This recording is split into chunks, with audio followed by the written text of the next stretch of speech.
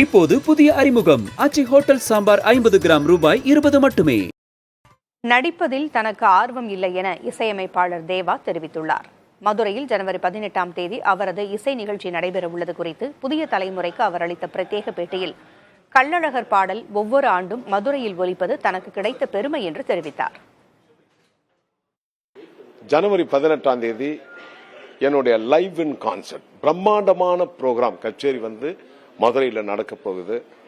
ஒரு 55 பேர் 60 பேர் ஆர்கெஸ்ட்ரா வரப்போகிறோம். மனோ, அனுராதா ஸ்ரீராம், அஜய் கிருஷ்ணா, பிரியா ஜர்சன், அக்ஷயா, தேவு, ஸ்ருதி, சபேஷ், முரளி, ஸ்ரீகாந்த், தேவா, நான் எல்லாரும் பாட போகிறோம். அதாவது ஜனவரி 18ஆம் தேதி மிக பிரம்மாண்டமான ஒரு ப்ரோக்ராம். நீங்க எல்லாரும் வரணும்னு நான் கேட்டுக்கிறேன். பாட்டு ஹிட் ஆகும். பட் இவ்வளவு நாள் கடந்து அது வாழ்ந்துட்டு இருக்க அந்த பாட்டு நம்ம மீனாட்சி அம்மா அருளாலும், சுந்தரேஸ்வரர் அருளாலும், அழகர் அருளாலும் இவ்வளவு காலம் அது அப்படி ஒரு இதுவா இருக்கேனும் போது ரொம்ப பெருமையா இருக்கு, சந்தோஷமாவும் இருக்கு. அதை நான் இங்க பாட போறேன். அந்த பாட்டு மதுரையில ப்ரோக்ராம்ல பாட போறேன்.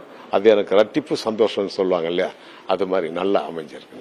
சித்ரா திருவிழா அன்னைக்கு அந்த கூட்டத்துல பாடுறதுக்கு ஆசை. நான் ஒரு ஸ்டேஜ் போட்டு வேணா பாடலாமே தவிர அந்த இல்ல, அது ஒரு ஆசை தான் எனக்கு. திருவிழா நடக்கும் போதே லைவ்ல கூட பாடலாம்.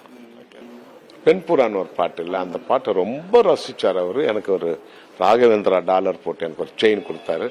அதை ரசிகர்கள்லாம் ஆர்வத்தோட மறுநாள் எங்க வீட்டுல அதை காட்ட சொல்லி அதை பார்த்தோம். நான் இப்ப ஒரு படம் பண்றேன், சாருகேஷன்.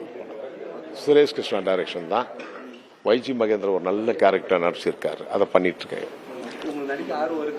அதெல்லாம் இல்ல அதெல்லாம் நடிக்கிறதுக்கு நான் இசை. இப்போது புதிய அறிமுகம் ஆச்சி ஹோட்டல் சாம்பார் 50 கிராம் ரூபாய் 20 மட்டுமே.